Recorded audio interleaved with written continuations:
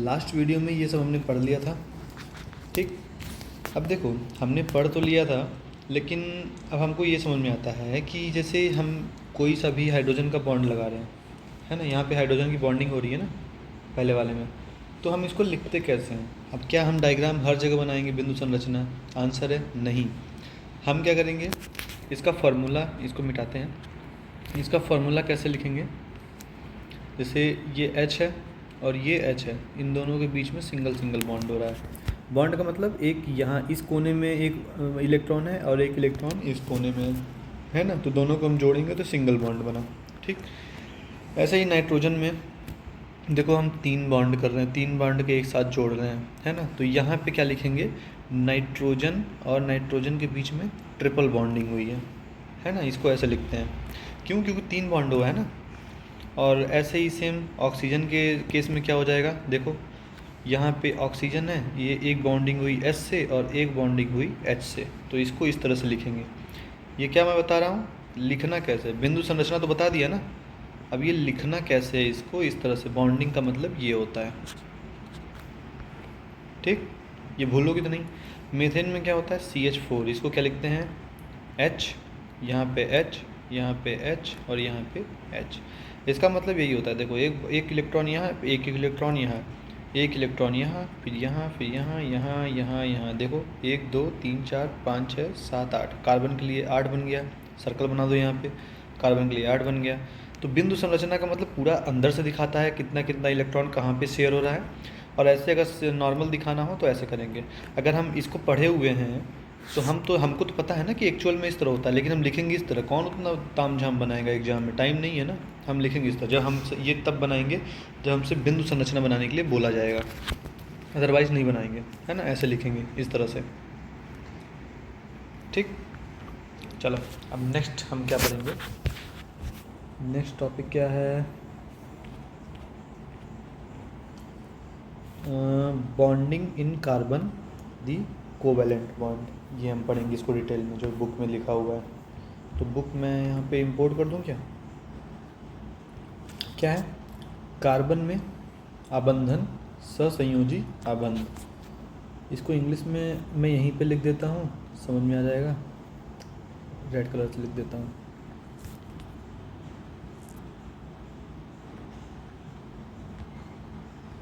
Bonding in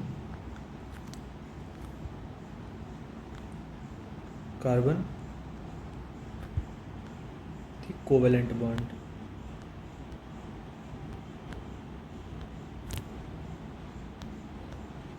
ठीक, हम इसको डिटेल में पढ़ेंगे कि इसमें लिखा क्या हुआ है। जो हिंदी में मैं बता रहा हूँ वही चीज़ इंग्लिश में लिखी हुई है, तो प्लीज़ उसमें जाके देख लेना, क्योंकि मैं बार बार दोनों चीज़ नहीं बताऊँगा।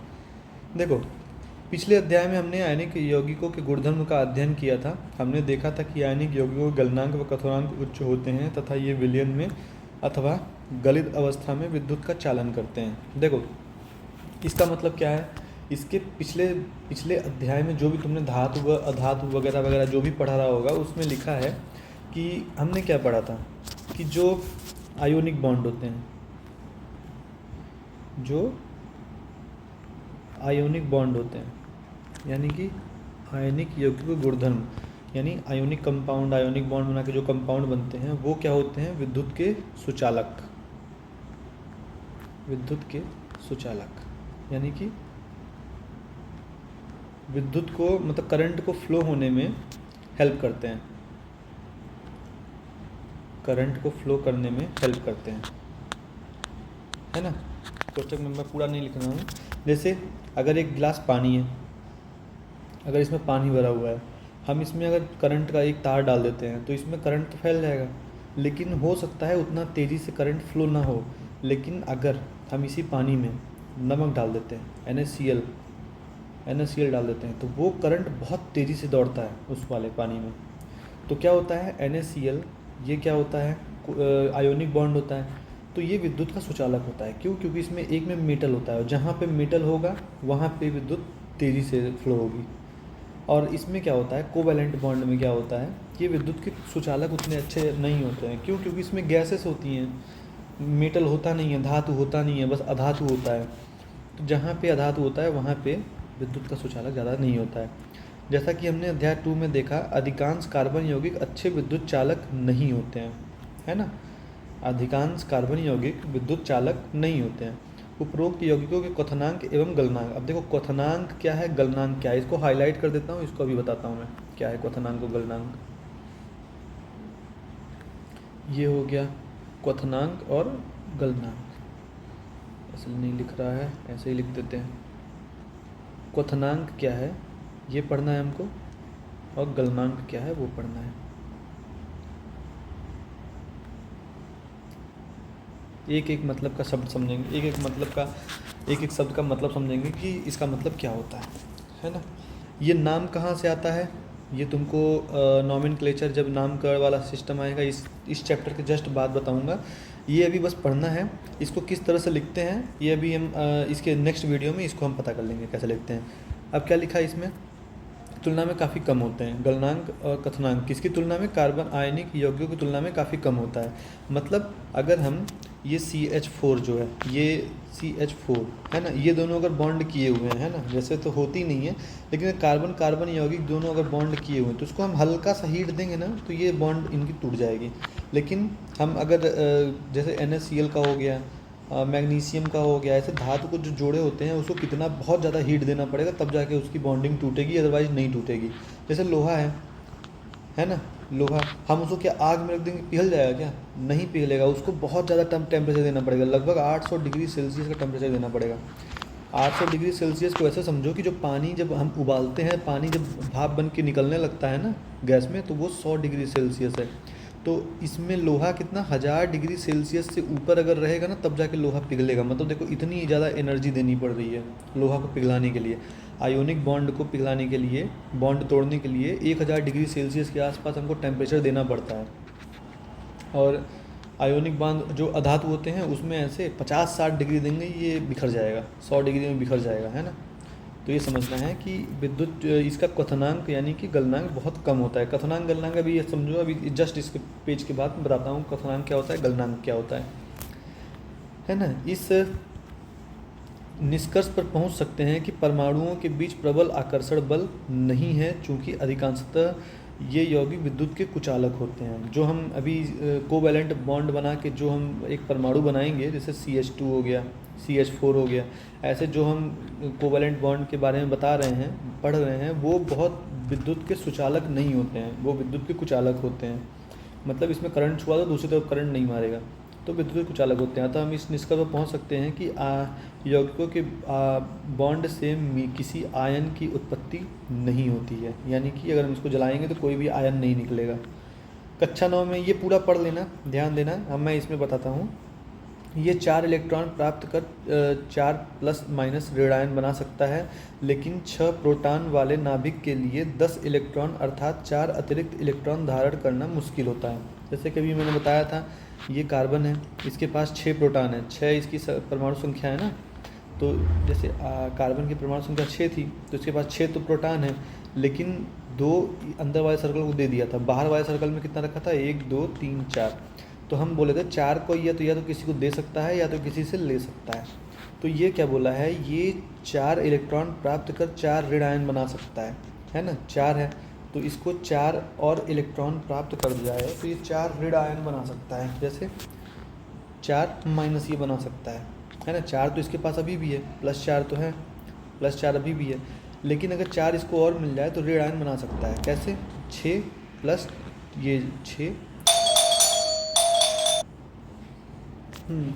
तो क्या बोल रहा था, यहाँ पे 4 इलेक्ट्रॉन ले लेगा तो इसके पास क्या हो जाएगा, इलेक्ट्रॉन जैसे माइनस में होता है पहले बताया था, तो 6 + 4 कितना हो जाएगा, 10। तो 10 इलेक्ट्रॉन अगर इसके पास माइनस में हो गया और 6 प्रोटॉन इसके पास पहले से प्लस में है, तो इसको धारण नहीं कर सकता है, इसको झेल ही नहीं पाएगा। तो क्या हो जाएगा कि ये इलेक्ट्रॉन नहीं ले सकता। फिर ये 4 इलेक्ट्रॉन खोकर +4 धनायन बना सकता है, लेकिन 4 इलेक्ट्रॉनों को खोकर 6 प्रोटॉन वाले नाभिक में केवल 2 इलेक्ट्रॉन का कार्बन धनायन बनाने के लिए अत्यधिक ऊर्जा की आवश्यकता होगी। जैसे बताया था, ये +4 अगर है, इसको अगर दान करना चाहता है, ये दे देगा, तो उसके लिए बहुत ज़्यादा एनर्जी चाहिए होगी। बताया था ना, 1 इलेक्ट्रॉन देने में 10 लाख अगर चाहिए तो 4 इलेक्ट्रॉन देने के लिए 40 लाख चाहिए। मतलब ये 40 लाख से भी बहुत ज़्यादा एनर्जी लगेगा इसको इलेक्ट्रॉन देने में। तो मतलब ये ना इलेक्ट्रॉन ले सकता है और ना इलेक्ट्रॉन दे सकता है, तो इसके पास क्या ऑप्शन होगा, केवल ये बॉन्डिंग कर सकता है। तो इसमें लिखा है ना, कार्बन अपने अन्य परमाणुओं अथवा अन्य तत्वों के परमाणुओं के साथ संयोजकता इलेक्ट्रॉन को साझेदारी करके एक समस्या को सुलझा लेता है। केवल कार्बन ही नहीं बल्कि अनेक अन्य तत्व भी इसी प्रकार इलेक्ट्रॉन की साझेदारी करके अणुओं का निर्माण करते हैं। जिन इलेक्ट्रॉनों की साझेदारी की जाती है वे दोनों परमाणुओं के बाहरी कोष के ही होते हैं, है ना। दोनों परमाणु के, मतलब जैसे कार्बन का 4 इलेक्ट्रॉन की साझेदारी हो रही है ना, तो ये एक के था, ये एल था, तो एल के ही 4 इलेक्ट्रॉन, मतलब बाहरी कोष। अगर तीसरा होता तो तीसरा कोष होता तो तीसरा बाहरी कोष हो जाता, लेकिन यहाँ पे 2 ही है तो बाहरी कोष के दोनों इलेक्ट्रॉन थे। मतलब कार्बन का भी बाहरी कोष का इलेक्ट्रॉन होगा जिसकी साझेदारी होगी, और कोई अगर हाइड्रोजन है तो उसके भी बाहरी कोष का इलेक्ट्रॉन होगा जिसकी साझेदारी होगी। अब हाइड्रोजन के लिए बाहरी कोष तो पहला वाला ही है क्योंकि एक ही इलेक्ट्रॉन है इसके पास, तो मतलब दोनों के बाहरी कोष के इलेक्ट्रॉन ही होंगे, है ना। क्या लिखा है, तथा इसके फलस्वरूप दोनों ही परमाणु उत्कृष्ट गैस विन्यास की स्थिति को प्राप्त करते हैं। कार्बन के यौगिकों की चर्चा करने से पहले इलेक्ट्रॉनिक साझेदारी बने कुछ सामान्य अणुओं को समझते हैं। देखो ये भी बता चुका हूँ तुमको, ये बना के हाइड्रोजन, इसमें बोला है ना कार्बन के अलावा, मतलब जिन इसमें लिखा है ना अन्य तत्व भी इसी प्रकार की साझेदारी करते हैं, मतलब ऑक्सीजन, कार्बन के अलावा ऑक्सीजन नाइट्रोजन कोई सा भी साझेदारी कर सकता है। इसमें लिखा है कार्बन के यौगिकों की चर्चा करने से पहले इलेक्ट्रॉनों को समझदारी समझते हैं। जैसे ये वाला भी बना दिया, मैं बता दिया तुम लोगों को, है ना। ये वाला भी समझा दिया हूँ, ये वाला भी समझा दिया हूँ, बुक से ही देख के समझाया था, लेकिन कैसे समझाया था, किस तरह से बनाते हैं बता दिया था तुम लोगों को, है ना। इसको क्या बोलते हैं, कोवैलेंट बॉन्ड, यानी सहसंयोजी आबंध बोलते हैं। अब इसमें जो भी लिखा है यहाँ से पूरा का पूरा भाषण तुम पढ़ लेना क्या लिखा है और समझ लेना अच्छे से। बता तो दिया हूँ किस तरह से होता है, अब तुम अच्छे से समझ लेना इसको पढ़ के, है ना। वो नहीं पढ़ा रहा मैं, ठीक, वही लिखा होगा जो जो बताया हूँ वही शब्दों में लिखा हुआ है। जैसे ये बताया था ना, इसको 3 इलेक्ट्रॉन चाहिए यहाँ से, ये वो करने के लिए ट्रिपल बॉन्ड बनाएगा, तो यही चीज़ जो मैं तुमको बताया था यही चीज़ हिंदी में लिखा हुआ है। जैसे ऑक्सीजन को O2 क्यों लिखते हैं, बताया था ना, क्यों, क्योंकि एक ऑक्सीजन अनस्टेबल होता है, तो हम ऑक्सीजन को 2 ठो लेके उसको बॉन्डिंग कर देते हैं तो O2 बन जाता है। अब अगर एक ऑक्सीजन को लिखना होता है तो 1/2 O2 लिखते हैं, है ना। पिछले रासायनिक अभिक्रिया वाले चैप्टर में बताया था कि अगर 2H है और एक ऑक्सीजन है तो हम ऑक्सीजन को ऐसे न लिख करके हम इसको एक ऑक्सीजन को ऐसे लिखते हैं, क्यों, क्योंकि एक ऑक्सीजन अनस्टेबल होता है। उस टाइम पे तुम लोगों को पता नहीं था इसलिए मैंने बताया भी नहीं था, लेकिन अभी तुम लोगों को पता है तो अभी बता रहा हूँ क्यों बोलते हैं O2 हमेशा क्यों लिखते हैं, N2 क्यों लिखते हैं, एक N क्यों नहीं लिखते हैं, उसका कारण यही होता है ना। हाइड्रोजन एक भी नहीं लिखते हैं, हमेशा H2 लिखते हैं, उसका कारण क्या होता है जो भी बताया, ठीक ना। अब हम पढ़ते हैं क्या, क्वथनांक क्या होता है और गलनांक क्या होता है, इसके आगे बढ़ते हैं ना, फिर कार्बन के एलोट्रॉप पढ़ते हैं।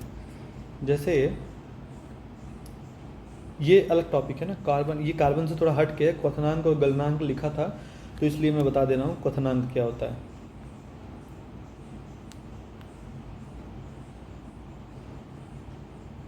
क्वथनांक क्या होता है और गलनांक क्या होता है। और देखो पर्सनली मैं ये सब नहीं बोलता हूँ क्वथनांक क्या होता है, गलनांक क्या होता है, मुझे खुद नहीं पता कि इसको मैं कैसे समझाऊँ, लेकिन मुझे इंग्लिश में ये सब पता है।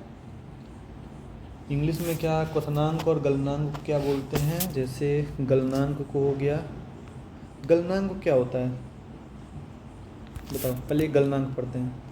गलनांक क्या होता है, गलनांक का सीधा सीधा मतलब गलना हो जाता है। तो गलनांक वो होता है कि जब जैसे हम एक उसमें बर्फ़ लिए, ये सपोज करो इसका -10 डिग्री सेल्सियस में बर्फ़ बना हुआ है, ये गलना कब स्टार्ट होगा, ये मेल्ट होना कब स्टार्ट होगा, है ना। गलनांक क्या बोलते हैं इंग्लिश में, मेल्टिंग पॉइंट, मेल्टिंग पॉइंट। ये गलना कब स्टार्ट होगा, 0 डिग्री सेल्सियस में। 0 डिग्री सेल्सियस जब आएगा तो जो पानी होता है, ये जो बर्फ़ है ये किस में बदल जाएगा, 0 डिग्री सेल्सियस में पानी में बदल जाएगा, पिघलना स्टार्ट हो जाएगा, है ना। तो कुछ बर्फ़ भी रहेगा, कुछ पानी भी रहेगा, लेकिन धीरे धीरे पिघल जाएगा, वो भी पानी बन जाएगा, है ना। तो ऐसे ही जब बर्फ़ जो होता है ये जब गलना स्टार्ट होता है तो इसको हम बोलते हैं मेल्टिंग हो रही है। तो ये किस बिंदु पे मेल्टिंग होगी, 0 डिग्री सेल्सियस पे। तो 0 डिग्री सेल्सियस जो है एटमॉस्फेरिक प्रेशर में मतलब वातावरण में ये 0 डिग्री सेल्सियस पे गलना स्टार्ट हो जाएगा, मतलब मेल्ट होना स्टार्ट हो जाएगा, तो पानी बन जाएगा। तो गलनांक क्या हो गया, जिस टेम्परेचर पे जिस बिंदु पे वो गलता है तो वो 0 डिग्री सेल्सियस है, यानी कि 293 केल्विन। हाँ, 273 केल्विन। देखो, जिसको नहीं पता उसको देख लेना। जैसे हम 0 डिग्री सेल्सियस, 0 डिग्री सेल्सियस, फिर 1 डिग्री सेल्सियस, फिर 2 डिग्री सेल्सियस, यहाँ से गिनती स्टार्ट करते हैं ना, तो 0 डिग्री को केल्विन के हिसाब से 273 केल्विन बोलते हैं, और ये 274 केल्विन, फिर ये 275 केल्विन। 3 डिग्री सेल्सियस को 276 बोलते हैं, 276 केल्विन बोलते हैं, है ना। ये याद रखना थोड़ा, कि जब भी हम टेम्परेचर की बात करेंगे तो हम तुमसे पूछा जाएगा कि टेम्परेचर अगर तुमको दिया हुआ है, सपोज करो 40 डिग्री सेल्सियस, 40 डिग्री सेल्सियस दिया हुआ है, तो तुमको केल्विन में कितना दिया हुआ है, +273 लिख देना और फिर केल्विन लिख देना। इस दोनों को जोड़ने के बाद जो भी आएगा वो केल्विन में आंसर होगा, है ना।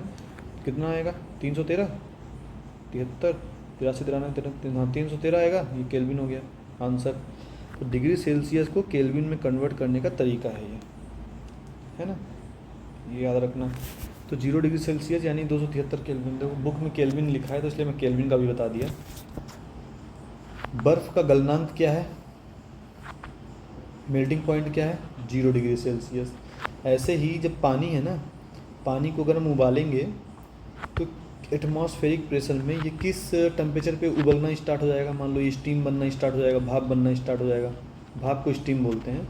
कुछ वाटर रहेगा, कुछ भाप बन जाएगा। मतलब गंजे में, तबेले में पानी, पतीले में पानी रखो और उसमें गर्म कर दो गैस में, तो देखोगे कि वो उबलना जब स्टार्ट होता है तो उसका कुछ हिस्सा भाप बन के उड़ने लगता है हवा में, है ना। मतलब वो उबलने लगा। उबलने को क्या बोलते हैं, बॉइलिंग पॉइंट, है ना। वो कितने में होता है, 100 डिग्री सेल्सियस में। पानी की बात हो रही है, ये पानी की, ये केवल पानी की बात हो रही है, किसी धातु को नहीं समझ लेना। ये 100 डिग्री सेल्सियस यानी कि 373 केल्विन में ये उबलना स्टार्ट हो जाता है, ठीक। तो मतलब जो क्वथनांक होता है, मतलब उसको क्या बोलते हैं हम, बॉइलिंग पॉइंट। क्वथनांक मतलब बॉइलिंग पॉइंट।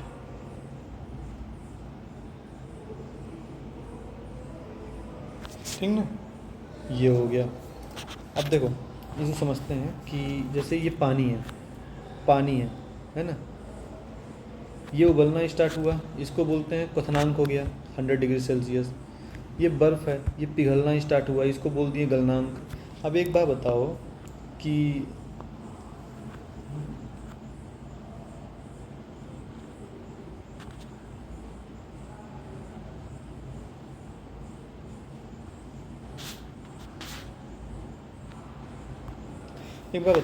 अगर हम बोलते हैं हमारे पास पानी है ना, जैसे बर्फ़ से पानी बना था, अगर हम पानी से बर्फ़ बनाएं 0 डिग्री सेल्सियस में भी बनेगा, कन्फर्म है 0 डिग्री सेल्सियस में बनेगा।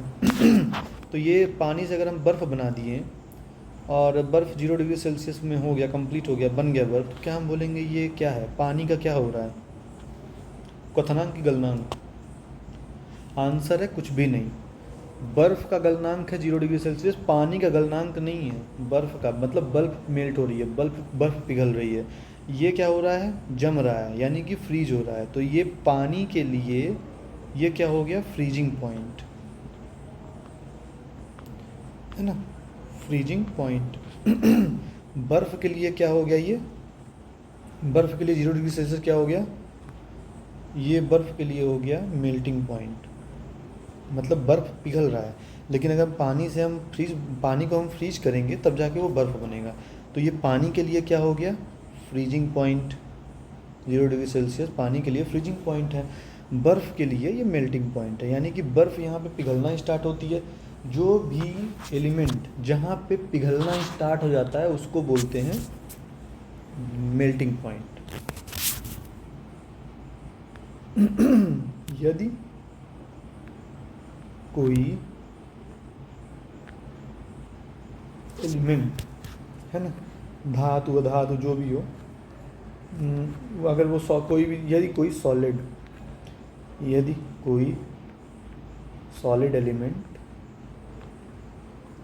सॉलिड मतलब ठोस, सॉलिड एलिमेंट पिघलना स्टार्ट होता है, पिघलना एक एक तापमान पर एक तापमान पर पिघलना शुरू हो जाए तो उस तापमान को उसी सॉलिड एलिमेंट का मेल्टिंग पॉइंट बोलते हैं। मेल्टिंग पॉइंट यानी कि गलनांक कहते हैं। जैसे हर किसी का गलनांक अलग अलग होता है, हर किसी एलिमेंट का गलनांक यानी मेल्टिंग पॉइंट अलग अलग होता है। लोहा का जो होता है वो 1000 डिग्री सेल्सियस के आसपास होता है, पानी का क्या होता है 100 डिग्री सेल्सियस होता है। ऐसे ही किसी किसी धातु का अलग अलग होता है। तो तुमको अगर याद करना हो तो याद कर लेना, नहीं याद करना है तो भूल जाओ। जितना लिखा है उतना ही याद करना, बुक में जितना लिखा है, इसमें नहीं, इसमें तो मैं कुछ लिख ही नहीं रहा हूँ। ऐसे ही यदि किसी लिक्विड एलिमेंट, यदि कोई लिक्विड एलिमेंट यानी कि द्रव्य, यानी कि जो फ्लूइड होता है, फ्लूइड तो मतलब समझ रहे हो ना, जैसे पानी एक फ्लूइड है, दूध एक फ्लूइड है, हवा एक फ्लूइड है। तो मतलब लिक्विड एलिमेंट, हवा तो गैस हो गई लेकिन फ्लूइड है। फ्लूइड में कौन कौन से आते हैं? फ्लूइड मतलब लिक्विड और गैस दोनों आते हैं। तो लिक्विड एलिमेंट एक तापमान में उबलना शुरू हो जाता है, उबलना शुरू हो जाता है तो उस तापमान को उसी लिक्विड का क्वथनांक कहते हैं।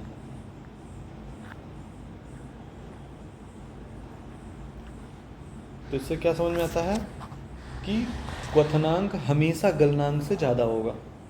क्यों? क्योंकि पहले पिघलेगा, फिर वो और गर्म होकर फिर उबलना शुरू होगा, तो हमेशा वो ज़्यादा होता है। फिर यदि कोई लिक्विड यानी द्रव्य एक तापमान पर जमना स्टार्ट हो जाए, जमना शुरू हो जाए,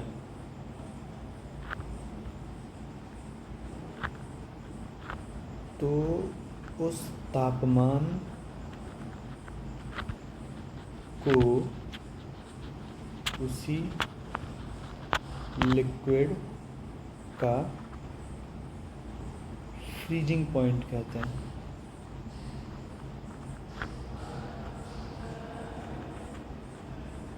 ठीक, ये समझ में आ गया। अब हैप्पी, अब देखो, अब बुक में क्या लिखा हुआ है, ये देखो बुक में,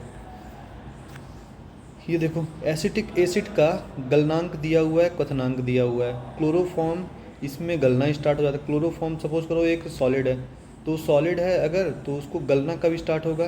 क्लोरोफॉर्म को उसमें रखते हैं ना, अगर फ्रिज में रखते हैं तो उसको बाहर निकालेंगे तो 209 केल्विन में ये गलना स्टार्ट हो जाएगा, मेल्ट होना स्टार्ट हो जाएगा और इसमें उबलना स्टार्ट हो जाएगा। ऐसे ही मेथेन 90 केल्विन में गलना स्टार्ट हो जाता है और 111 केल्विन में उबलना स्टार्ट हो जाता है। अब ये 190 केल्विन लिखा हुआ है, डिग्री सेल्सियस नहीं है। इसका मतलब क्या होता है? 190 केल्विन मतलब अगर डिग्री सेल्सियस में करना है तो क्या करेंगे? 273 माइनस 90, सॉरी 90 माइनस 273, तो ये कितना आएगा? ये लगभग आ जाएगा 183 माइनस में, माइनस 183 डिग्री सेल्सियस, है ना। ये ध्यान रखना है। तो माइनस 183 डिग्री सेल्सियस यानी कि जो मीथेन होता है ना, मीथेन, ये बर्फीले पहाड़ में भी गल सकता है, मतलब बर्फीले पहाड़ में भी ये गल जाता है। मतलब इसको बर्फीले पहाड़ की टेम्परेचर कितना होता है, -60 डिग्री सेल्सियस, -70 डिग्री सेल्सियस, है ना। तो जो पहाड़ बनता है बर्फ़ वाला, उसमें इतना डिग्री सेल्सियस टेम्परेचर होता है, लेकिन उसको उससे भी ठंडा चाहिए। तो उससे भी ठंडा चाहिए, यानी कि ये हमेशा हमको क्या मिलेगा, हमेशा हमको क्या मिलेगा, लिक्विड फॉर्म में मिलेगा। मतलब ज़्यादातर अगर इसको मेंटेन कर सकते हो ये, तो जम जाएगा। जैसे बर्फ़ जमता है ना, पानी जम के बर्फ़ बन जाता है, ऐसे ये मीथेन जम के सॉलिड बन जाएगा। लेकिन उसको 183 -183 डिग्री सेल्सियस में हमको ले जाना पड़ेगा। अगर -2 डिग्री सेल्सियस हो जाता है तो हमारा खून जमने लगता है। क्यों? क्योंकि नहीं, मतलब ये अगर हम कपड़े ना पहने तो हमारा खून जम जाएगा -2 डिग्री सेल्सियस, इतनी ठंड होती है। तो ये -183 मतलब बहुत ज़्यादा होगी। तो मीथेन को सॉलिड में रखना, सॉलिड स्टेट में रखना मामूली बात नहीं है ना। समझ में आया? चलो अब आगे बढ़ते हैं। कौन सा चैप्टर? यही सेम चैप्टर में इसमें एक चीज़ और पढ़ने को दिया है, कार्बन के अपरूप। देखो, उसके पहले पढ़ने के पहले ये समझ लो कि कार्बन कितने प्रकार का बॉन्ड बना सकता है। कार्बन बहुत सारे बॉन्ड बना सकता है, जैसे single bond, double bond, triple bond. जैसे ये कार्बन कार्बन है, कार्बन कार्बन, ये सिंगल बॉन्ड भी बना सकता है। ये कार्बन कार्बन डबल बॉन्ड भी बना सकता है। कार्बन कार्बन ट्रिपल बॉन्ड भी बना सकता है। एग्जाम्पल के लिए बता देता हूँ, जैसे ये कार्बन है, 1 2 3 4 5 6, और एक ये कार्बन है, 1 2 3 4 5 6। सपोज़ करो इसको हम जोड़ दिए हाइड्रोजन से, इसको भी जोड़ दिए हाइड्रोजन से, यहाँ भी हाइड्रोजन जोड़ दिए, यहाँ भी हाइड्रोजन जोड़ दिए, ऐसे ही यहाँ पे सेम कर देंगे, हाइड्रोजन को जोड़ देंगे। अब केवल ये इसके दो दो इलेक्ट्रॉन रह गए, है ना। 1 2 3 4 5 6। कार्बन के पास कितना था? 4 था ना। एक सेकेंड, गलत हो गया, 4 था कार्बन के पास, 6 तो किसी और के पास रहता है। इसके पास कितना है? 1 2 3 4, 1 2 3 4। अब इसको कितना चाहिए? इस वाले कार्बन को 8 चाहिए। तो इसको मान लो एक हाइड्रोजन मिल गया, यहाँ भी एक हाइड्रोजन मिल गया। कितना हो गया? 1 2 3 4 5 6, 6 हो गया। इसको 2 और चाहिए, तो ये यहाँ से 2 ले लेगा, इस कार्बन का 2 ले लेगा। तो देखो डबल बॉन्ड बना रहा है ना। और इसको भी हाइड्रोजन मिल गया, तो ये भी डबल बॉन्ड बना लिया ऐसा करके। इसके पास भी 8 हो गया। 1 2 3 4 5 6 7 8, 1 2 3 4 5 6 7 8 मिल गया। ऐसे ये डबल बॉन्ड बना लिया। हो सकता है कि यहाँ एक एक हाइड्रोजन बस मिले, एक एक हाइड्रोजन, तो यहाँ पे इस केस में क्या करेगा? ट्रिपल बॉन्ड बना लेगा आपस में। 1 2 3 4 5 6 7 8, फिर 1 2 3 4 5 6 7 8। देखो इसको भी 8 मिल गया और इसको भी 8 मिल गया। तो कुल मिला के क्या बोलते हैं कि कार्बन जो है वो तरह तरह का बॉन्ड बना सकता है, किसी के साथ भी बॉन्ड कर सकता है वो। क्यों? क्योंकि कार्बन हर जगह रहता है ना, सब जगह से, सब लोगों से बॉन्ड बना सकता है। इंसान से बॉन्ड बना लिया ये तो इंसान से जब बॉन्ड बना लिया तो मतलब ये सब जगह है, हर जगह ये आ सकता है। अब देखो कार्बन के अप्रूप देखते हैं हम। एक किताब में लिखा हुआ है कार्बन के अप्रूप। बोरिंग लगता होगा चैप्टर, तो बस ये समझ लेना कि ये अभी टेम्परेरी बोरिंग लग रहा है। इसके बाद अगर तुम क्वेश्चन आंसर को सॉल्व करने लगोगे, तुमको हर एक चीज़ पता होगी, तुमको इंटरेस्टिंग लगने लगेगा ये चैप्टर। तुमको लगेगा कि सबको नहीं आता है, मेरे को आता है ना। तो इसमें इसीलिए बोलते हैं उसमें घबराना नहीं है। बोरिंग अभी टेम्परेरी बोरिंग लग रहा है, परमानेंट बोरिंग नहीं है। कार्बन के अप्रोच को क्या बोलते हैं? Allotropes of carbon.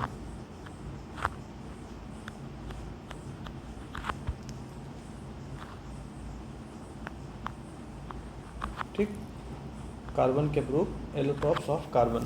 मतलब ये एलोट्रॉप्स क्या होता है? देखो कार्बन क्या होता है कि कार्बन कार्बन से बॉन्डिंग बना लेता है, लेकिन कार्बन के 2 3 या 3 4 कुछ एलिमेंट ऐसे हैं, कुछ मतलब क्या बोलते हैं, कुछ स्ट्रक्चर ऐसे होते हैं जो सबसे डिफरेंट होते हैं। जैसे कि बताता हूँ, जैसे देखना कार्बन तो ट्रिपल बॉन्ड बना सकता है। अगर क्या हो, अगर इसका 1 2 3 4 और फिर ये 1 2 3 4 4 कार्बन है, आपस में 4 बॉन्ड बना लिए, तो क्या होगा? कुछ नहीं होगा, बॉन्ड बन जाएगा, इसका वो कंप्लीट हो जाएगा, ऑक्टेट कंप्लीट हो जाएगा। इसका मतलब कार्बन कार्बन के साथ भी बॉन्डिंग कर सकता है।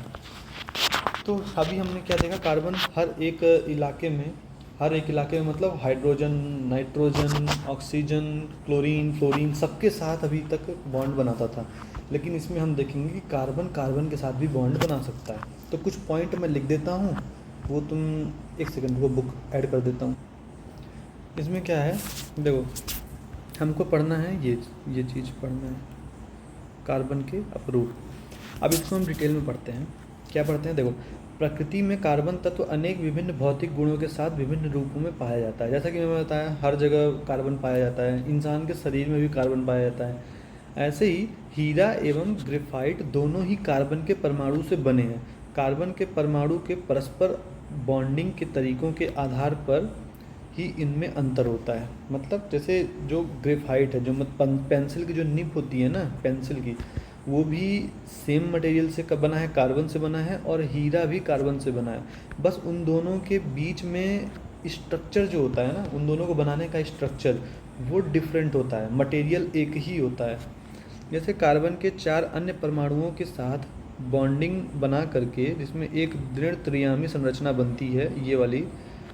ग्रेफाइट में कार्बन के प्रत्येक परमाणु बॉन्डिंग कार्बन के 3 अन्य परमाणु के साथ एक ही तल पर होता है। जैसे कि ये देखो, एक ही तल पर ज़मीन पर रखा हुआ है, फिर उसके ऊपर एक के ऊपर एक के ऊपर एक, ऐसा एक ही तल पर होता है, जिससे षटकोणीय व्यू मिलता है। इस एक बॉन्डिंग या फिर द्वि बॉन्डिंग होता है, जिसके कारण कार्बन की संयोजकता यानी कार्बन की वैलेंसी पूर्ण होती है। वैलेंसी मतलब जैसे ये कार्बन था, ये कार्बन 1 2 3 4 5 6, ऐसे ये 1 2 3 4, ऐसे मतलब 6 तो नहीं 4, ये बॉन्डिंग हो गई, तो इसका मतलब संयोजकता पूरी हो गई ना, तो इसका 8 ऑक्टेट कंप्लीट हो गया। ऐसे ही ग्रेफाइट की संरचना में षटकोणीय तल एक दूसरे के ऊपर व्यवस्थित होते हैं। जैसे ये कार्बन क्या होता है, सपोज करो ये सब ज़मीन में ही रखा हुआ है, ये पूरा का पूरा ज़मीन में रखा हुआ है। इसमें क्या है कि एक के ऊपर एक के ऊपर एक, एक के ऊपर एक, जैसे फ्लोर वाइज, जैसे एक के ऊपर एक घर बनता है ना, ऐसा फ्लोर वाइज ऊपर बना हुआ है। लेकिन ये क्या है, ज़मीन में पसरा हुआ है, पूरा पूरा का पूरा ज़मीन में ही है। तो इससे क्या समझ में आता है कि इन दोनों के स्ट्रक्चर डिफरेंट हैं, इन तीनों के स्ट्रक्चर डिफरेंट हैं। बस इसीलिए ये बहुत महंगा और बहुत सस्ता है, अदरवाइज मटेरियल एक ही है, सब में कार्बन है और कुछ नहीं। इसमें लिखा है, जबकि ग्रेफाइट चिकना तथा फिसलनशील होता है। पिछले अध्याय में आपने जिन अधातुओं के बारे में अध्ययन किया, उनमें से विपरीत ग्रेफाइट विद्युत का सुचालक होता है। अभी एक एक्सपेरिमेंट पहले चैप्टर में कराया था ना, उसमें देखो पेंसिल उसमें डाल दिए थे, एक ग्लास में 2 पेंसिल डाल दिए थे, एक तरफ से ऑक्सीजन निकल रहा था, एक तरफ से हाइड्रोजन निकल रहा था बैटरी की मदद से। तो मतलब वो विद्युत का सुचालक होता है, ग्रेफाइट में विद्युत का सुचालक होता है ग्रेफाइट। ऐसे ही शुद्ध कार्बन को अत्यधिक उच्च दाब एवं ताप पर उपचारित करके हीरे को संश्लेषित किया जा सकता है। सपोज करो अगर कोई कार्बन है, कार्बन को निकाल करके हम इस तरह का स्ट्रक्चर बना दिए तो वो डायमंड हो गया, इस तरह का स्ट्रक्चर बना दिए तो वो क्या हो गया, पेंसिल हो गया। लेकिन अगर हम सिर्फ कार्बन को ज़मीन के अंदर गाड़ दें तो बहुत तापमान उसमें बढ़ेगा और बहुत उसका प्रेशर बढ़ेगा। प्रेशर मतलब दाब, कितना दबाव हम दे पा रहे हैं उसको। अगर दोनों बहुत ज़्यादा हो गया तो वो हीरा बन जाएगा। लिखा है ना शुद्ध कार्बन, यानी शुद्ध कार्बन को उच्च दाब एवं उच्च ताप पर सब्जेक्टिंग करके ही हीरे को संश्लेषित किया जा सकता है। ये संश्लेषित हीरे का आकार में छोटे छोटे हैं, लेकिन अन्यथा ये प्राकृतिक हीरे से अभेदनीय होते हैं। ठीक, ये पढ़ लेना क्या है, सेम टू सेम वही जो बता रहा हूँ वही लिखा हुआ है। कार्बन के जो अपरूप होते हैं वो कैसे होते हैं कि अगर कार्बन को एक अलग अलग स्ट्रक्चर में ढाल दिया जाए, जैसे ये 60 कार्बन को एक स्ट्रक्चर में बना दिया, तो इसको क्या बोलते हैं, बकमिंस्टर फुलेन की संरचना। बकमिंस्टर फुलेरिन एक साइंटिस्ट थे, उसके अंदर नहीं जाओ, बस इतना समझ लो कि एक संरचना है, ये भी एक संरचना है, ये भी एक संरचना है, मटेरियल सेम है ना। जैसे हम एक पत्थर लेते हैं, पत्थर से हम मूर्ति अगर बना दिए, मतलब पत्थर की संरचना ऐसी कर दी है कि एक मूर्ति बन गई भगवान की, है ना। और जब भगवान की जो मूर्ति बन गई उसकी लोग पूजा करते हैं, और वही पत्थर जो पत्थर से मूर्ति बनी है, वही पत्थर अगर बाहर फेंक दिया है तो उससे लोग नारियल तोड़ते हैं। तो देखो है तो दोनों पत्थर ही, लेकिन उन दोनों की संरचना में बहुत डिफरेंस है ना। ऐसे ही है तो ये कार्बन ही, लेकिन एक पेंसिल बना रहा है कार्बन और एक कार्बन हीरा बना रहा था, दोनों में बहुत डिफरेंट है। कैसे, बहुत तापमान और बहुत दाब सहा हुआ है तब जाके वो हीरा बना हुआ है, और ये कुछ नहीं सहा, बस ऐसे ही सड़क में मिला उसको बना दिए पेंसिल उठा के, है ना, तो ग्रेफाइट बन गया। ये ग्रेफाइट मतलब जो पेंसिल की निब होती है वो। और ऐसे ही ये एक स्ट्रक्चर होता है, इसको बस ध्यान से पढ़ लो ऊपर से नीचे तक, तुमको समझ में आ जाएगा। जो समझाया हूँ बस वही मेन इंपॉर्टेंट है कि कार्बन का स्ट्रक्चर मेन होता है ना। स्ट्रक्चर के कारण मटेरियल जो है, एलिमेंट जो है, एलिमेंट कार्बन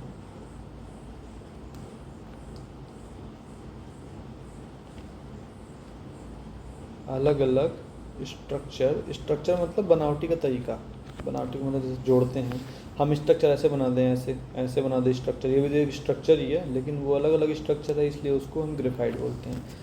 तो अलग अलग स्ट्रक्चर है, सेम मटेरियल है, सेम एलिमेंट कार्बन है, उसका अलग अलग स्ट्रक्चर है, यही है कार्बन के अप्रूप। अप्रूप क्या है? ये तीनों अप्रूप हैं कार्बन के, अलग अलग स्ट्रक्चर में अलग अलग मटेरियल फॉर्म कर रहे हैं ये तीनों। ठीक, अब अगला क्या है देखोगे, इसके नीचे एक क्वेश्चन लिखा हुआ है। तो अभी तक हम जितना भी पढ़े हैं उसमें से सॉल्व करके देखते हैं कि ये क्वेश्चन बना कि नहीं बना, है ना। रुको क्वेश्चन लिख देता हूँ मैं। देखो इलेक्ट्रॉन बिंदु, ये क्वेश्चन दिया गया है तुम लोगों के बीच में, जैसे इसी वाले चैप्टर ये प्रश्न है ना। देखो CO2 सूत्र वाले कार्बन डाइऑक्साइड की बिंदु संरचना क्या होगी। तो किसी का भी, चलो CO2 तो तुमसे बनता होगा, लेकिन किसी का भी संरचना निकालने के लिए सबसे पहले इसमें हम देखेंगे क्या लिखा हुआ है, सॉल्व कैसे करेंगे आंसर, जैसे एग्जाम में जैसे करना वैसे बता रहा हूँ। इसमें कार्बन है और ऑक्सीजन है। कार्बन का परमाणु नंबर तुमको याद रखना है, पीरियोडिक टेबल तुमको रट गया होगा, तुमको पता चल जाएगा। ऑक्सीजन का कितना है बताना, कितना है ऑक्सीजन का? कार्बन का 6 है, ऑक्सीजन का 8 है, परमाणु संख्या है ना, एटॉमिक नंबर। अब इसमें क्या करेंगे कि यहाँ पे लिख देंगे कार्बन और यहाँ पे लिख देंगे ऑक्सीजन। अब इसमें एक सर्कल बनाएंगे, ये क्लास 1 है जिसको K बना दिए हम, ये क्लास 2 है जिसको हम बना दिए M, ऐसे ही ये क्लास 1 है इसको हम बना दिए K, इसको बना दिए हम क्लास 2 है तो बना दिए M।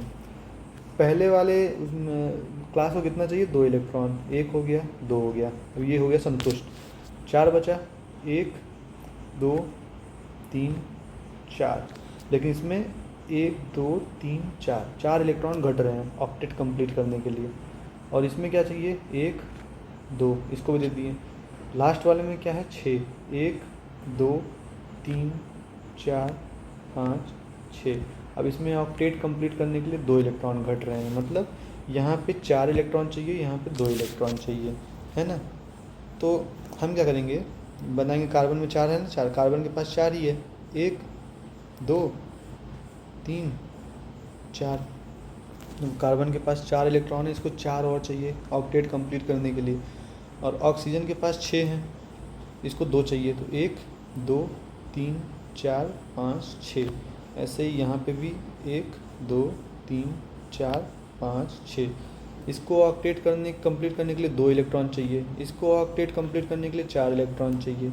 बस इतना ही बनाना है। और उसमें हमको ये हिंदी में लिख देंगे, कार्बन को अपना ऑक्टेट कंप्लीट करने के लिए 4 इलेक्ट्रॉनों की ज़रूरत है, मतलब आउटर ऑक्टेट कंप्लीट करने के लिए लिख देना ऑक्टेट, ये ऑक्टेट कंप्लीट करने के लिए 4 इलेक्ट्रॉनों की ज़रूरत है, तथा ऑक्सीजन को ऑक्टेट कंप्लीट करने के लिए 2 इलेक्ट्रॉनों की ज़रूरत है। अतः हम इन दोनों को साझा करके मतलब बॉन्डिंग बना सकते हैं इन दोनों की। तो कैसे बनेगी बॉन्डिंग? देखो ऑक्सीजन की बॉन्डिंग ऐसे बन गई, ये हो गई ऑक्सीजन की बॉन्डिंग, ये हो गई ऑक्सीजन की बॉन्डिंग, है ना। नहीं हुआ, ऑक्सीजन की बॉन्डिंग ऐसी हो जाएगी, ठीक है। देखो 1 2 3 4 5 6 7 8 इलेक्ट्रॉन इसके पास हो गए। ऐसे ही इस वाले ऑक्सीजन के पास भी 8 इलेक्ट्रॉन हो गए।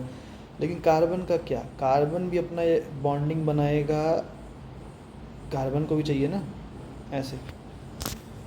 तो इसको मतलब, इसका कहने का मतलब ये है कार्बन डाइऑक्साइड की बिंदु संरचना। अब इसको थोड़ा अच्छे से गोला बोला लगा करके बना दो तो तुमको और नंबर, मतलब नंबर तो वैसे भी नहीं काटेगा लेकिन और अच्छा देखने में लगेगा। सपोज करो अगर मैं होता तो मैं कैसे बनाता, मैं बनाता, ये हो गया कार्बन, कार्बन लिखता, और ये हो गया ऑक्सीजन, ये ऑक्सीजन लिखता, और ये हो गया ऑक्सीजन, है ना। क्या होता? 1 2 3 4, यहाँ ऑक्सीजन, यहाँ ऑक्सीजन, ठीक। 5 6 7 8, ये 1 2 3 4, 1 2 3 4। देखो ये दोनों ऑक्सीजन का इलेक्ट्रॉन है, ये दोनों कार्बन का इलेक्ट्रॉन है, ये दोनों भी कार्बन का है और ये दोनों ऑक्सीजन का है, लेकिन बॉन्डिंग बनाए हैं तो सब में जुड़ गया है, तो इसलिए क्या बन गया, ये ऑक्टेट कंप्लीट हो गया इन लोगों का। अरे ये ऑक्टेट कंप्लीट हो गया, बॉन्डिंग भी सबकी बन गई। मतलब ये वाला एरिया यहाँ पे भी साझेदारी हो रही है और यहाँ पे भी साझेदारी हो रही है। तो CO2 का बिंदु संरचना ऐसा होगा, समझ में आया? तो देखो इसको हिंदी में जो तुमको बताया अभी भाषण, उस तरह से हिंदी में लिख दो, तुमको समझ में आ जाएगा, ठीक ना। हालांकि इसमें इलेक्ट्रॉन बिंदु संरचना बस पूछा है तो तुम यही बना दोगे, तुमको 2 नंबर मिल जाएगा, 2 नंबर का क्वेश्चन आएगा, 2 नंबर मिल जाएगा इसमें, है ना। दूसरा क्वेश्चन क्या है, सल्फर के 8 परमाणुओं से बने। चलो इसको क्वेश्चन को लिख लेते हैं पहले। तो ये लिखा हुआ है, अब इसमें एक संकेत दिया हुआ है, संकेत मैंने नहीं लिखा है, संकेत तुम लोग उसमें पढ़ लेना बुक में। संकेत क्या है, सल्फर के 8 परमाणु एक अंगूठी के रूप में आपस में जुड़े होते हैं। चलो लिख देता हूँ मैं, सल्फर के 8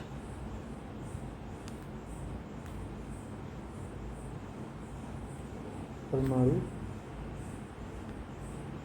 आपस में एक अंगूठी के रूप में आपस में जुड़े होते हैं।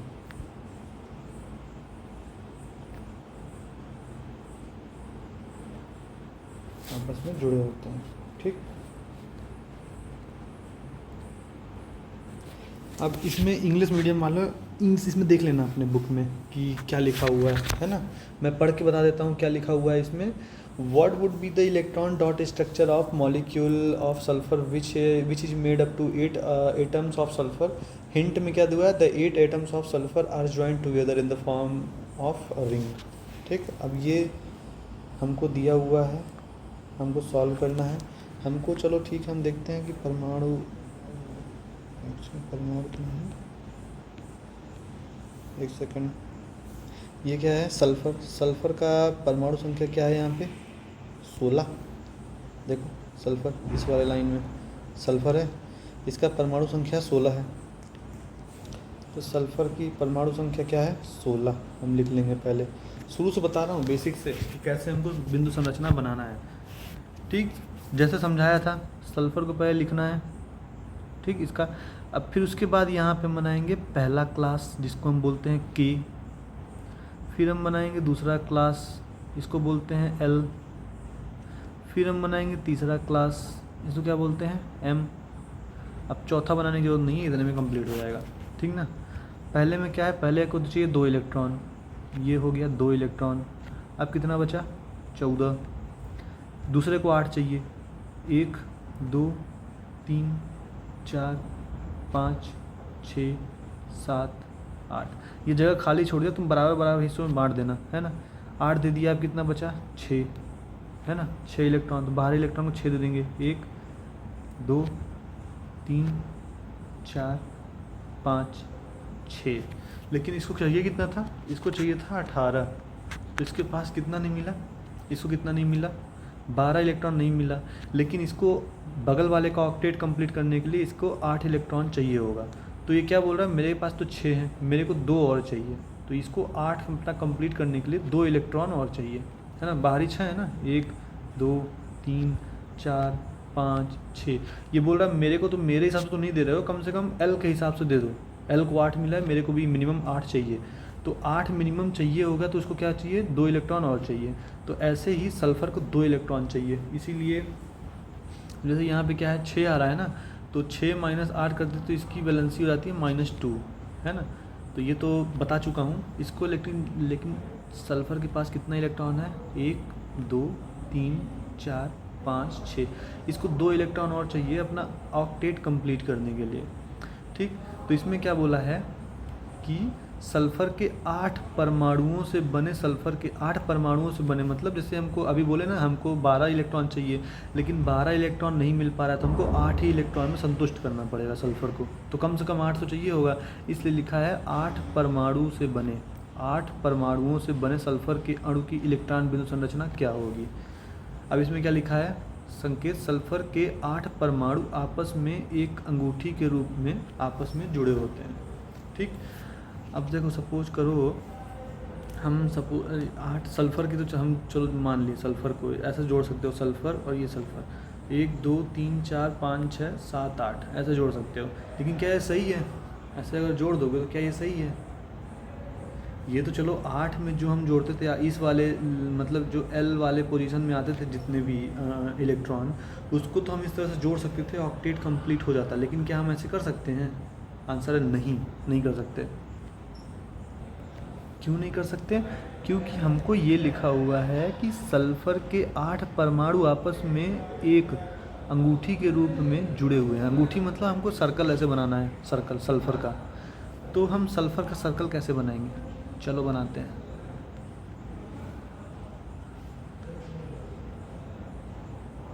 देखो हम सल्फ़र का अंगूठी बनाएंगे, 1 2 8 लिखा है तो 8 ही हम बनाएंगे।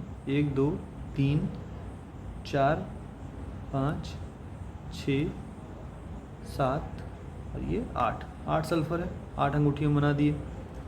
आगे पीछे हो गया क्या?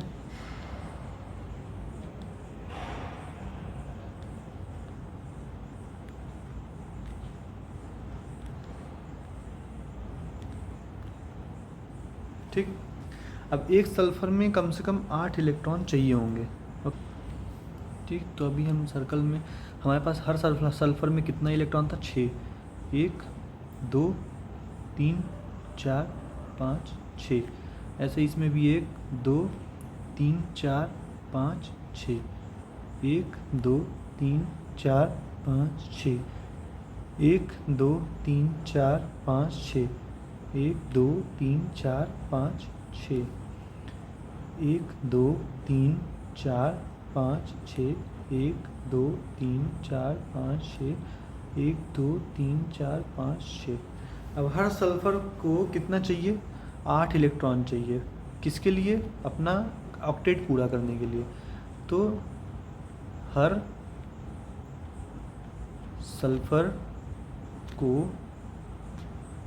अपना ऑक्टेट पूरा करने के लिए 8 इलेक्ट्रॉन चाहिए।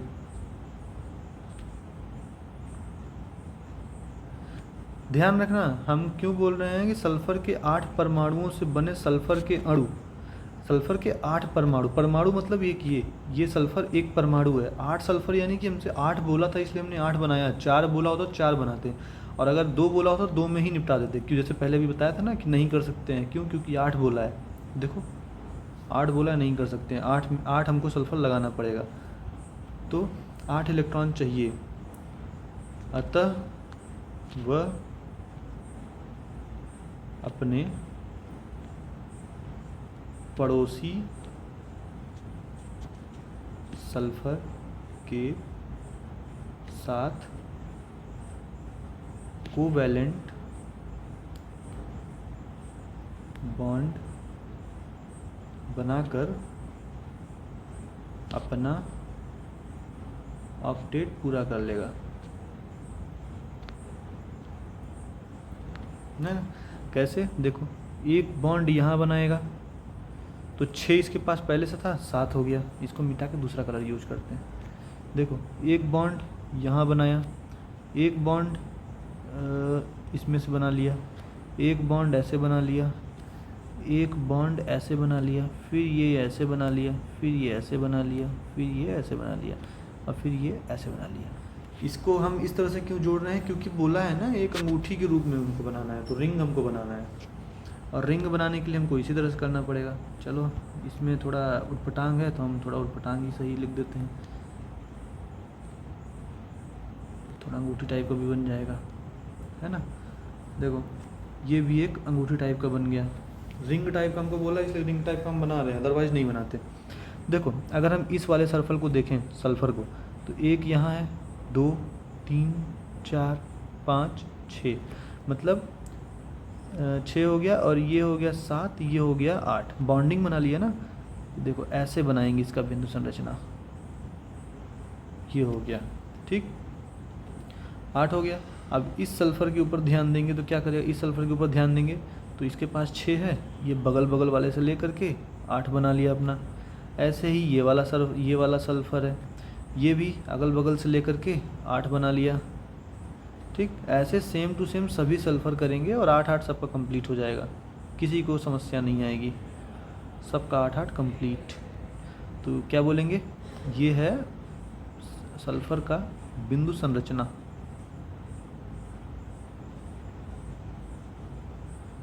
एक सेकेंड, गलत हो गया यहाँ पे, इसको हटाते हैं। ये है सल्फ़र का बिंदु संरचना। तुम थोड़ा अच्छे से बना लेना, ठीक ना। ये सल्फ़र का 8 परमाणु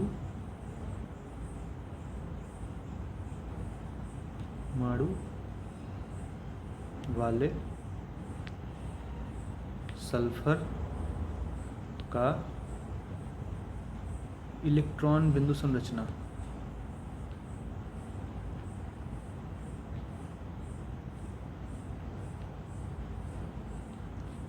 जैसे भी बताया था ना, कार्बन का भी अलग अलग स्ट्रक्चर होता है, तो इसमें ये भी एक स्ट्रक्चर है। ये किसका स्ट्रक्चर है, ये सल्फ़र का स्ट्रक्चर है। सल्फ़र सल्फ़र ऐसे बॉन्ड बना रहे हैं, रिंग टाइप का बॉन्ड बना रहे हैं, तो एक स्ट्रक्चर ये हो गया। ऐसे ही कार्बन का क्या था स्ट्रक्चर, इस तरह का स्ट्रक्चर बना रहा था, तो इसको क्या बोल दिए, हीरा। इस तरह का स्ट्रक्चर बनाया तो इसको हम बोल दिए ग्रेफाइट। इस तरह का स्ट्रक्चर बनाया तो उसको हम बोल दिए बकमिंस्टर फुलेरीन। तो अलग अलग स्ट्रक्चर का अलग अलग नाम होता है, बस स्ट्रक्चर अलग है, नाम अलग है, बस। देखो 2 क्वेश्चन तुमने अभी तक हमने जो पढ़ा उसमें से ये दोनों क्वेश्चन आए थे, दोनों क्वेश्चन को हमने बना लिया। मतलब अगर हमसे ये क्वेश्चन बन रहा है तो अगर इसके जगह पे कुछ भी पूछ देगा तो हम इसी तरह से उसको भी बना देंगे, राइट। इसी तरह से करना है, आगे भी जो पढ़ेंगे इतना ही आसान है, और आसान है आगे वाला, बस इसको समझ लो तो सब आसान लगने लगेगा। बस इतना समझ लेना कि हर एक एटम को अपना ऑक्टेट कंप्लीट करना है, 8 इलेक्ट्रॉन चाहिए, उसके लिए वो इससे भी संबंध बना सकता है और इससे भी, इससे साझा कर सकता है, अपना बॉन्डिंग बना सकता है इससे भी। तो देखो 8 हो गए। ऐसे ये वाला सल्फ़र, ये किससे कम है, ये भी 8 बना लिया यहाँ से, ये भी ऐसे 8 बना लिया। तो हर अलग अलग सल्फ़र अलग अलग अपना ऑक्टेट बनाने के लिए अलग अलग बॉन्डिंग कर रहे हैं, ओके। बस इतना ध्यान देना है, ध्यान से पढ़ो, सब कुछ बन जाएगा। परीक्षा अध्ययन में जितने क्वेश्चन लिखे हैं मैं तो रेकमेंड नहीं करूँगा उससे पढ़ो, लेकिन फिर भी अगर तुमको पढ़ना है, परीक्षा अध्ययन से क्वेश्चन को सॉल्व करना है, तो परीक्षा अध्ययन में जितने भी क्वेश्चन दिए हुए हैं उसको खुद से सॉल्व करने का ट्राई करना, तुमसे सब बन जाएगा, ओके ना। चलो ठीक है, नेक्स्ट वीडियो में पढ़ेंगे हम वर्सेटाइल। एक सेकंड, नेक्स्ट वीडियो में क्या है, नेक्स्ट वाले में क्या है, वर्सेटाइल नेचर ऑफ कार्बन, ठीक। इसमें देखो कौन कौन सा हम पढ़ चुके हैं, अभी हम पढ़ चुके, ये बेसिक पढ़ चुके, बॉन्डिंग पढ़ चुके कार्बन की। अब ये पढ़ेंगे वर्सेटाइल नेचर ऑफ कार्बन, ये पढ़ेंगे, ओके। फिर उसके बाद नॉमेनक्लेचर, ये तो ये बनेगा तभी ये सैचुरेटेड और अनसैचुरेटेड बनेगा। तो पहले हम पढ़ेंगे क्या, नॉमेनक्लेचर ऑफ कार्बन और वर्सेटाइल नेचर ऑफ कार्बन, दोनों को साथ में ही पढ़ लेंगे एक ही लेक्चर में, ओके ना। चलो ठीक है, अभी कौन कौन से कितने लेक्चर लगेंगे, 2 लेक्चर इसमें लग जाएंगे, 1 लेक्चर इसमें लग जाएगा 1 घंटे का, फिर ये 1 लेक्चर में हो गया, और फिर ये 1 लेक्चर, मतलब 1 घंटे 3 घंटे में कंप्लीट हो जाएगा ये टॉपिक, ओके ना। और फिर क्वेश्चन को सॉल्व करेंगे लास्ट में। ये समझे रहोगे तभी क्वेश्चन सॉल्व हो पाएगा, अदरवाइज नहीं हो पाएगा। होमवर्क जितना दिया हूँ वो अगर नहीं आया है तो सोच लेना, नहीं आएगा तो मैं आगे से वीडियो डालना बंद कर दूँगा। होमवर्क अगर जो दिया हूँ इसमें, अगर होमवर्क आएगा तो ही आगे का लेक्चर का वीडियो बनेगा, अदरवाइज़ नहीं बनेगा, ओके ना। चलो ठीक है, बाय बाय।